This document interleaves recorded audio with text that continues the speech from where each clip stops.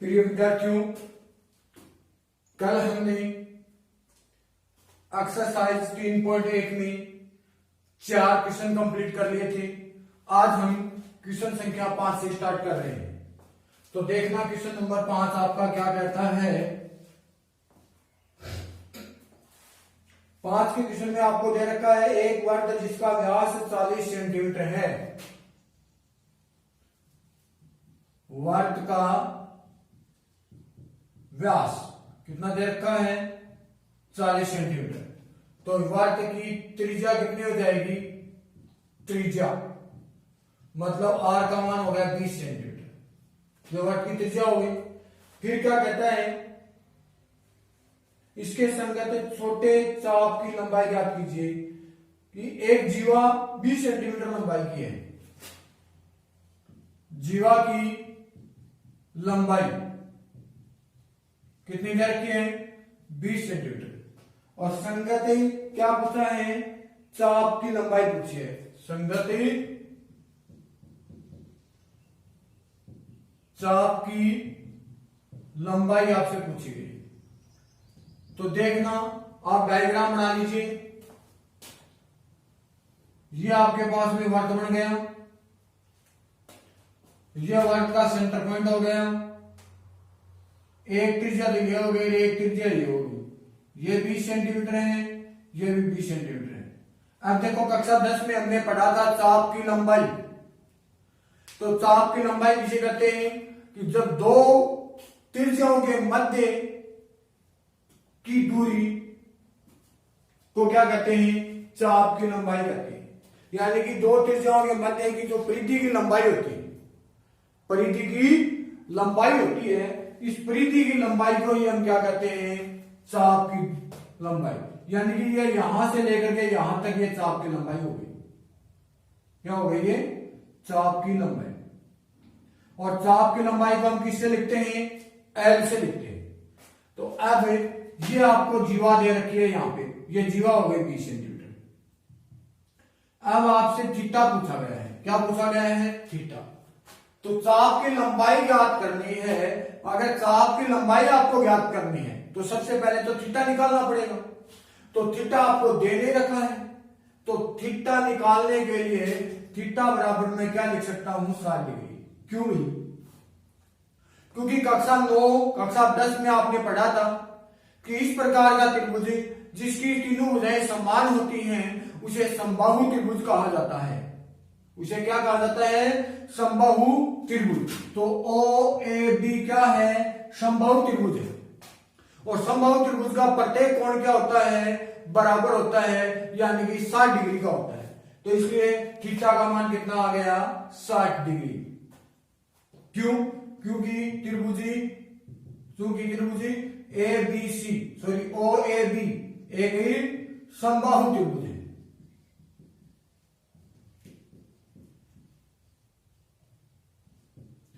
फिर हम जानते हैं कि आपकी बुक है वो क्या करती है?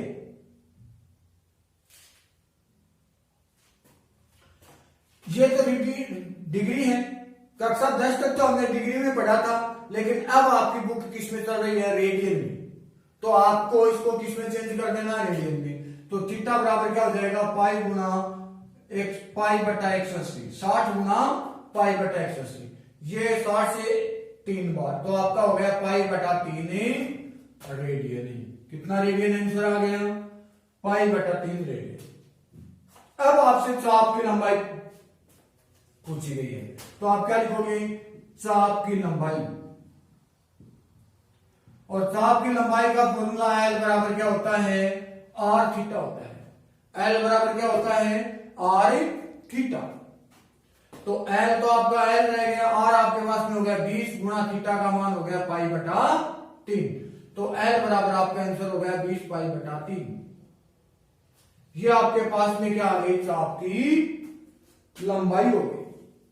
क्या हो गई? चाप की लंबाई। तो आपका क्वेश्चन संख्या 5 हो गया कंप्लीट। अब हमें क्वेश्चन संख्या 6 करेंगे।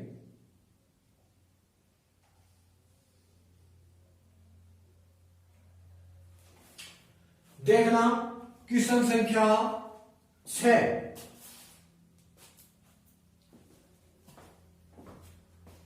इसको मैं मिटा देता हूं।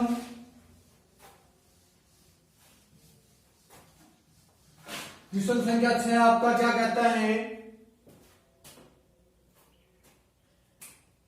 6 में आपको दे रखा है, यदि दो वृत्तों के समान लंबाई वाले चाप केंद्रों पर क्रमशः 60 डिग्री और 75 डिग्री का कोण बनाते हैं, तो त्रिज्याओं का अनुपात बताओ।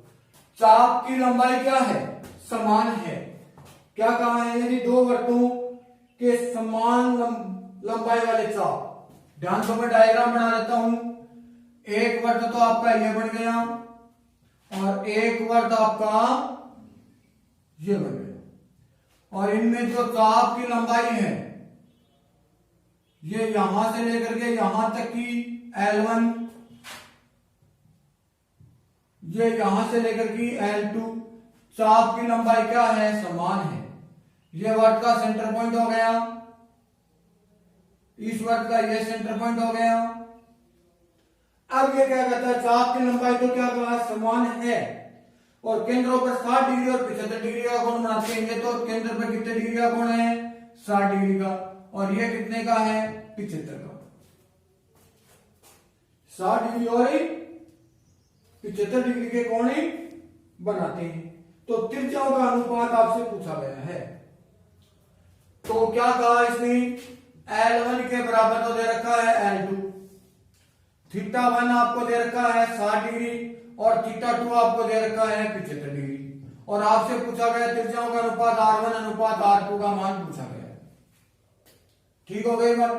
अब याद रखना, हम किस में बात करते हैं, थीटा रेडियन में रखते हैं, तो पहले इनको रेडियन में चेंज करते हैं। θ1 क्या हो जाएगा, 60 गुना पाई बटा 180, मतलब पाई बटा 3 हो गया।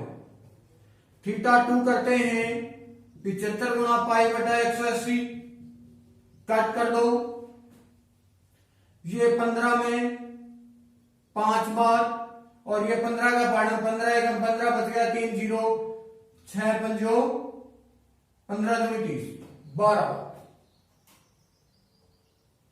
तो आपका आंसर कितना आ गया, 5 पाई बटा 12। कितना बना θ2 का मान, 5 पाई बटा 12।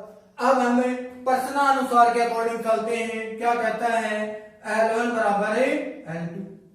L1 क्या है, R थीटा, चाप की लंबाई का सूत्र होता है R थीटा, L1 है, इसका मतलब L1 R1 θ1, L2 के लिए क्या हो जाएगा, R2 थीटा। यहां तक क्लियर हुआ।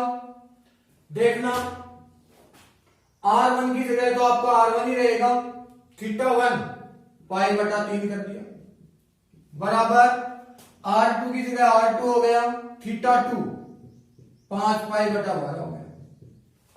देखना, पाई से आपका पाई कट हो गया, ये 3 का बढ़म 1 बार, ये 3 का बढ़म 4 बार कट हो गया। याद रख लेना बेटा, बराबर में कोई भी संख्या होती है और आपके पास में एक ही पद होता है, मतलब इधर भी गुणा में हो, बराबर से पहले इधर भी गुणा में हो, गुणा में है तब तक एक ही पद माना जाएगा। प्लस और माइनस में आते ही हम एक से ज्यादा पद हो जाते हैं।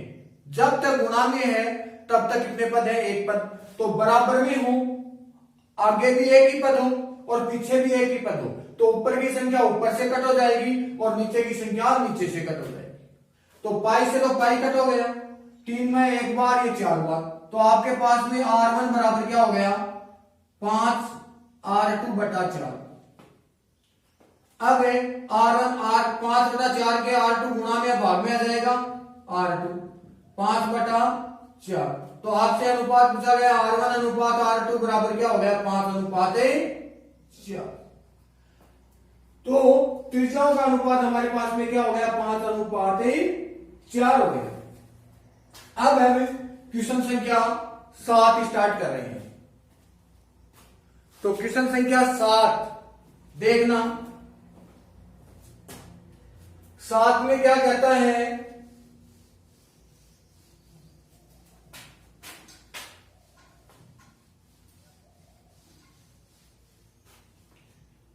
क्वेश्चन संख्या 7 कहता है 75 है 75 सेंटीमीटर लंबाई का एक दोलायमान दोलक है। आपने कहीं पर इस प्रकार की घड़ी देखी होगी जिसमें घड़ी में एक इस प्रकार का पेंडुलम लगा होता है, वो इस प्रकार से इधर और इधर घूमता रहता है इस प्रकार से, तो इसको बोलते हैं पेंडुलम। तो ये आपके पास में पेंडुलम है जिसकी लंबाई आपको दे रखी है 75 सेंटीमीटर, और ये एक सिरे से दूसरे सिरे की ओर दोलन करता है इस प्रकार से, एक सिरे से दूसरे सिरे का और दोलन कर रहा है। ठीक हो गई बात। फिर क्या कहता है, एक सिरे से दूसरे सिरे तक दोलन करने से जो कोण बनते हैं उनके माप रेडियन में ज्ञात कीजिए। एक सिरे से दूसरे सिरे तक जो दोलन कर रहा है उनका कोण आपसे रेडियन में पूछा गया, मतलब ये कोण पूछा गया है।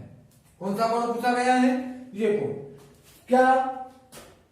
जबकि उनके नोक द्वारा बनाए गए चाप की लंबाई निम्नलिखित है। चाप की लंबाई देखो, पहले जो लंबाई है तो पहला है उसमें चाप की लंबाई 10 सेंटीमीटर देगी, 3 क्वेश्चन दे रखे इसमें। इसी प्रकार दूसरा है उसमें चाप की लंबाई 15 होगी। दूसरा पेंडुलम मैं बना देता हूं, ये लीजिए आपका दूसरा पेंडुलम ये बन गया, ये इधर से इस प्रकार से दोलन कर रहा है। ये लंबाई चाप की लंबाई इसमें कितनी दे दी? 15 सेंटीमीटर, ये 75 ही रहेगा। और तीसरा है आपके पास में 21 सेंटीमीटर दोलायमान दोलक। तीसरा मैं यहां बना देता हूं दोलायमान दोलक, ये लीजिए, और वो इस प्रकार से दोलन करेगा। ये तो 75 ही रहेगी, और ये कितनी हो गई? 21 सेंटीमीटर। ये 3 दोलायमान दोलक है, और इनके मध्य का कोण रेडियन में पूछा गया है। किसमें पूछा गया है? रेडियन में।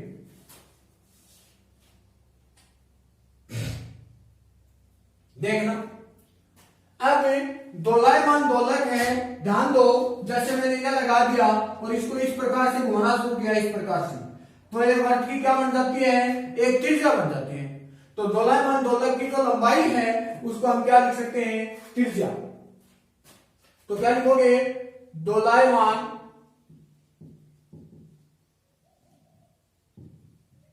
दोलक की लंबाई मतलब 75 सेंटीमीटर, यानी कि आर का मान कितना हो गया? 75 सेंटीमीटर। फिर कहता है चाप की लंबाई। चाप की लंबाई 3 दे रखे हैं। पहला क्वेश्चन तो दे रखा है 10 सेंटीमीटर चाप की लंबाई, दूसरे क्वेश्चन के लिए 15 सेंटीमीटर चाप की लंबाई, और तीसरे क्वेश्चन के लिए 21 सेंटीमीटर है चाप की लंबाई। अब बीच का कोण पूछा है रेडियन में। क्या पूछा है? उनकी नोक द्वारा बनाया गया कोण। तो आपसे थीटा का मान पूछा गया है। चलो हम पहले क्वेश्चन के लिए लेते हैं। पहला क्वेश्चन, आर बराबर तो आपका हो गया 75 सेंटीमीटर, चाप की लंबाई है 10, एल का मान हो गया 10 सेंटीमीटर। हम सूत्र जानते हैं एल बराबर आर थीटा। एल का मान 10 बराबर 75 थीटा। थीटा के गुणा में भाग में 10 बटा 75, 5 दूनी 10 और 5 एकम 5, बच गया 2, 5 मुझे 25 15। तो थीटा का मान आपके पास में क्या आ गया? 2 बटा 15 रेडियन है। कितना आया है? 2 बटा 15 रेडियन। क्योंकि आपकी जो बुक है वो डिग्री न लेकर के रेडियन में रहती है, इसलिए आपका जो मान आया है वो रेडियन में आया है। पहला क्लियर हुआ। चलो दूसरा देखते हैं। दूसरा क्वेश्चन, आर बराबर तो 75 सेंटीमीटर हो गया, एल बराबर 15 सेंटीमीटर। तो सूत्र क्या होगा? एल बराबर आर थीटा। एल का मान लिखा 15 बराबर 75 इंटू थीटा। थीटा के गुणा में भाग में 15 बटा 75। ये कट कर दो, 5 का पढ़न 3 बार और ये 15 बार, 5 का में 1 बार, ये 5 बार। तो थीटा आपके पास में कितने आ गए? 1 बटा 5 रेडियन, यानी कि दूसरे के लिए 1 बटा 5 रेडियन हो गया। तीसरा क्वेश्चन वापिस देख लीजिए आप इसका। आर का मान तो वही 75 रहेगा। एल बराबर कितना हो गया? 21 सेंटीमीटर। एल बराबर आर थीटा, एल का मान हो गया 21 बराबर आर का मान हो गया 75 इंटू थीटा, और थीटा के जो भी गुणा में वो आना है भाग में, तो थीटा बराबर क्या हो गया 21 बटा 75।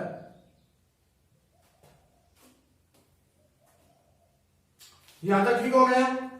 अब देखो ये 3 का बढ़न कट करो, 3 दूनी 6, 25 के 75 हो गए। ये 3 का बढ़न कट करो 7 बार, तो थीटा बराबर क्या आ गया 7 बटा 25 रेडियन।